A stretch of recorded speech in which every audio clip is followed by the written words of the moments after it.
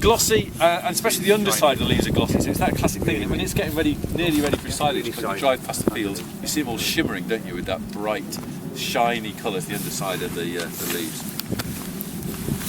It seems, well, perennial ryegrass, it has to be, or what are the various criteria that we're looking for in it? Well, one of the things that's worth remembering, perhaps as we're on the way to answering that, is that actually, contrary to what at first you might perceive, grass is A, not easy to eat, and B, particularly difficult to digest.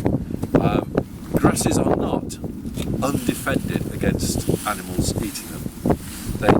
Lots of them are hairy, which to us may not seem much of a defence, but actually is often you put them in your mouth, you know what it's like. So it can be a little bit off-putting if they're sort of hairy, and so that puts some herbivores off, snails and things like that. Others of them very bristle-like, and so at the tips they concentrate silica and things of that sort to make a little tough point to them, so that makes them inedible. So some of them are not what we would think of as being particularly palatable, and certain types of stock will avoid them.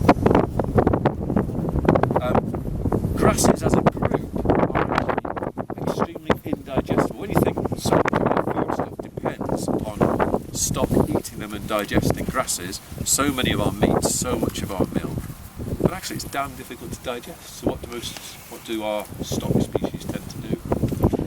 Yeah, so ruminants with their bacteria, so basically relying on another organism to do a lot of that breakdown in the rumen and so on. Horses with their great big long guts, so that the digestion process can take place again, aided by bacteria through that immensely long gut rather than stomachs. So as a result, they have to jump over a fence, they guts get blocked, and they fall over dead of colic, which is a fortune. So there's them, and then the final alternative, if you're a rabbit, what do you do? Eat poo. So not one you'd want to try tonight, but then that's another alternative. So they sit in the burrow and poo out little green pellets after they've eaten, and then eat them again, and then the final pellets they produce, the ones you see scattered across the ground, are all dry. So it effectively gives them double the gut length of this sort of thing. So they're all relying on symbiotic mutualistic relationships, they're relying on complicated gut setups, because the stuff is basically pretty indigestible. So perennial ryegrass may have a wild ancestor, but the stuff we see seeded in these fields is the result of a century and more of intensive plant breeding. And the sort of research branch of our institute started out life, if you like, as specifically as a grass breeding specialist research centre, and a lot of staff there have spent their lives trying to breed ryegrass in particular, which is, well, increasingly palatable, etc., very responsive to the fertilisers and all that sort of thing, and full of sugar. So a lot of the wild grasses that we'll see, some of the fescue and so on later on, you'll be lucky if that's got 12% of its dry matter weight as sugar. But this perennial ryegrass may well have 20-25% dry matter weight as sugar, and in fact some of the breeds may go up 50, even 60% more sugar in some perennial ryegrass than in sugar beet. And so much so that now, of course, they're looking at not just utilising it through stock, but into biofuels and so on as well, as an alternative. So loads of sugar. You need loads of sugar if you're going to both produce, well, lots of meat and so on, because it makes it more digestible, particularly in a dairy unit. Dairy cows have enormous energy expenditure. Dairy cows always look very placid still in the field, but of our various types of livestock, they're the ones that are really under the intensive cosh, aren't they? They are being milked several times a day, and so the resources are being taken out and drained out. We're trying to pour grass into them to convert it into milk. So it needs to be very digestible and very high in sugar.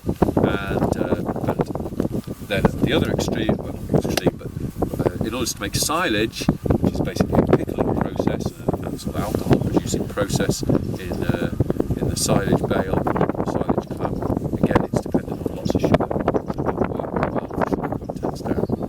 So there's a big vested interest in that. In fact, ryegrass, one of the reasons why it was selected in the first place as being such a productive grass is because there are various ways in which grasses, if you like, can withstand grazing. One of the universal features that they have, which make grasses unique, is to grow out. Where's the stem apex of that perennial ryegrass? Where my thumbnail is, yeah? So if you cut it, if you defoliate it, graze it, or just cut it for silage, as long as you don't damage that stem apex where my thumbnail is, it's going to regrow again. So it's got an ideal adaptation to survive herbivory. So it'll keep on growing, and it responds to grazing by growing still more, so that's one way it gets around it. But if the nutrients in the soil upon which it's dependent are in relatively short supply, there's a limit to how much it can respond in that way. So in those lower nutrient systems, it's got to try and put the grazer off by being bristly or hairy or whatever. Alternatively, if it grows in richer nutrient conditions like perennial ryegrasses do, it actually doesn't bother wasting energy and resources on hairiness or bristliness, all of which takes, if you like, energy and resources. It just grows more. So it can get away with it as long as the grazing isn't ridiculously intense. It just comes back better than everything else. So it responds really well. So it bulks up again and you can graze it again. So surprisingly, that is actually an adaptation to tolerate grazing. It sounds like it makes them very vulnerable, which in a way it does, but it's how they get around the problem. Against that is that if it doesn't have enough nutrients, it will lose that battle. And actually those species which are more able to put off some of the predators, grow a little slower, the plant predators, the herbivores, and grow a little slower, will do better and will then outcompete it. So there's a tipping point in the system, and we're going to sort of witness that as we move between sites this afternoon. To make the conditions suitable for that perennial ryegrass, but more importantly, not just to make it suitable for it once, but enable us to put stock on, and every once that stock grows, we put a load of lambs on, and they fatten, and then we move them off. What's happened to the nutrients in the system? We've stripped them off. If we put dairy cattle on, we're stripping nutrients out of the system. Loads of calcium and course into the milk, day in and day out on. If we put beef cattle on, we're stripping the nutrients off. It's even more obvious, isn't it, when we cut it for silage, you literally see all of that nutrient being taken out of the field and put into a silage clamp and then put into stock elsewhere and so on. So there's, especially in West Wales here, where the rocks are not very nutrient rich, they're pretty hard, pretty slow to weather, then we've got to replace those nutrients. So fertiliser applications repeatedly, if you're taking silage crops off during the course of the year, one way to do that. But the other thing, which perhaps will obviously be familiar to some of you, but maybe others of you might not noticed, but as you look around this time of year even, you'll start to see some fields will be rounded bare and will be being reseeded. Is that an intensively managed grassland typically has about 5 years before the battle against the little weeds and things coming in is lost. And that is because every time you end up seeding it and getting most of it perennial ryegrass, then the stock come in, they graze, they make little hoofprints. Weeds get seeded to those little bits of bare ground, especially the gateways, of course, are super vulnerable. The stock will come in and preferentially graze the ryegrass and pull it up and leave little bare patches, and the other species will come in. You try perhaps to offset that by maybe if they're bigger weeds like docks, coming in with a weed wiper and someone hitting them with a pesticide, maybe topping it if there's thistles coming in, if they've managed to invade in large numbers. But slowly, you cannot, if you like, win that battle against the ingress of things like chickweed and buttercup and so on, which come in. And of course, buttercup is very acrid, so the stock avoid it, so then it slowly gets more and more abundant. These species take off. If you get patches where the stock always tend to stand around, often underneath trees and things like that, then they poach the ground up. They wander around, don't they? Graze all the field, walk back to that one spot, tend to crap there. The nutrients go way up.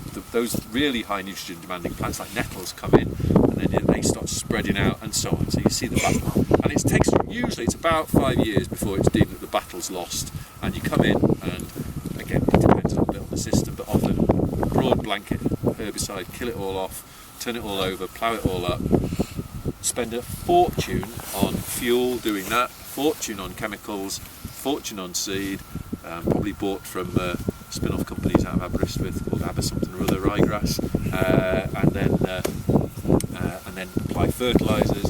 What else might you want to do in a system like West Wales? Change the soil characteristics. Yes, indeed, yes. So it may well involve drainage. So very often, because a lot of these fields have drainage going back 104 years now.